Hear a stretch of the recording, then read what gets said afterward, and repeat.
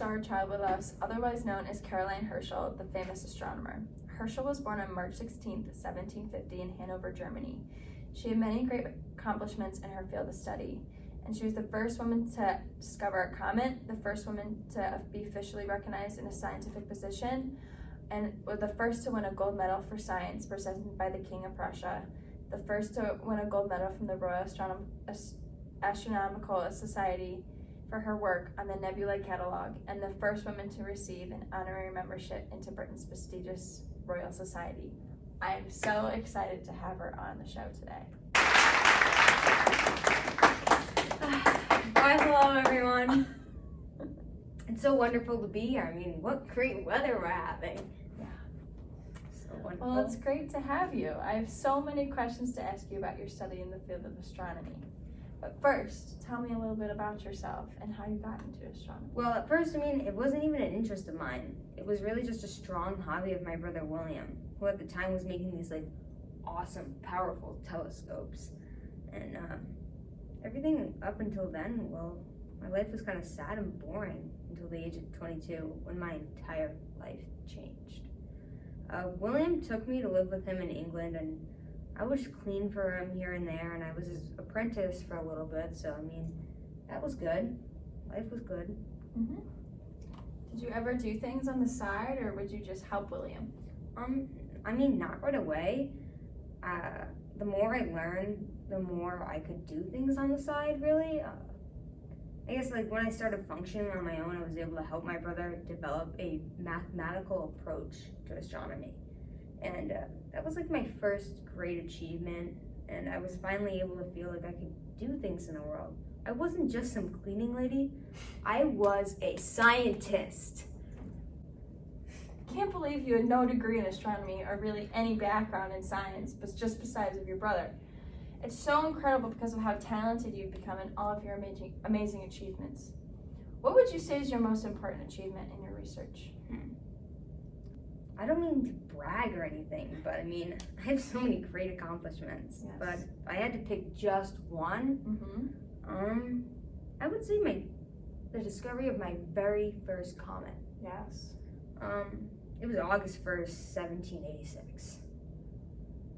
Back when life was good. I'd been looking at the sky and I just noticed this little fuzzy object, and it was like a star was kind of out of focus, but all around it, all these other stars were perfectly clear. And so I drew its position in relation to the other stars, and noticed it kind of slowly moving throughout the night, and I made very detailed notes about its position and all this other stuff. But this was the most important because it really just put my name out there, and that I had become the very first woman to discover a comet. Do you feel like being the first woman to discover a comet has affected society in any way? I like to think so. I feel that I gave women all over the world, scientists or not, a platform to be whatever they want and not have people judge them. I don't even have a degree in what I'm doing, but I'm discovering new stars, nebulas, comets all the time. I hope that being the first woman to discover a comet opens up a whole new field for women to jump into and experience things. It's definitely very inspirational. Thank you. Especially because you discovered so much.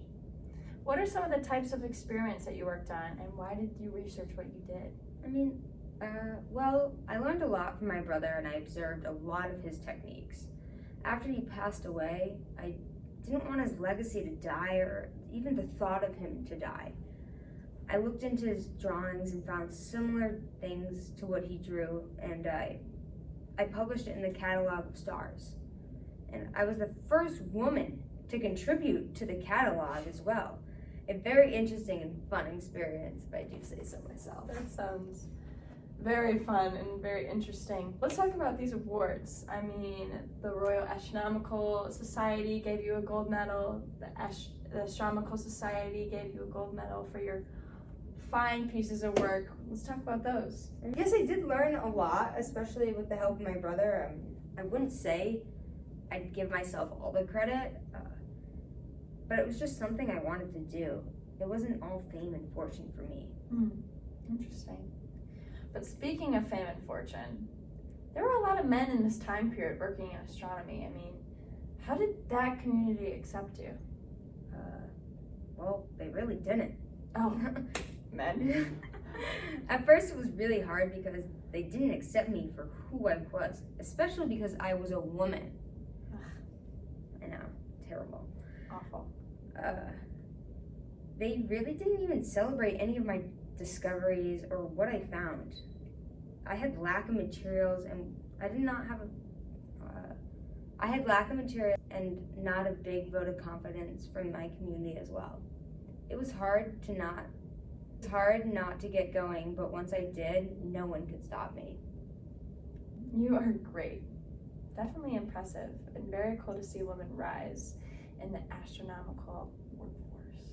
Thank you. I mean, I wouldn't give myself tons of credit, but I appreciate the world for acknowledging my findings. Caroline, thank you for being on the show. Oh, my pleasure. It's very interesting to hear all about your space acknowledgments. Why, thank you. That's all for today, folks. See you next time.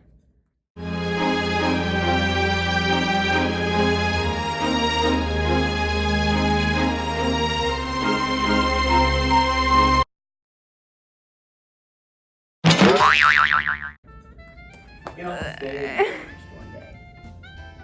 My brother, William, took. Oh my god. Wow. See, isn't it hard? Yeah. Okay. No, I don't want. I'll just start over. So let's talk about these fabulous awards. I mean, the Royal Astronomical, fine pieces of work. Let's talk about those. I mean, I keep saying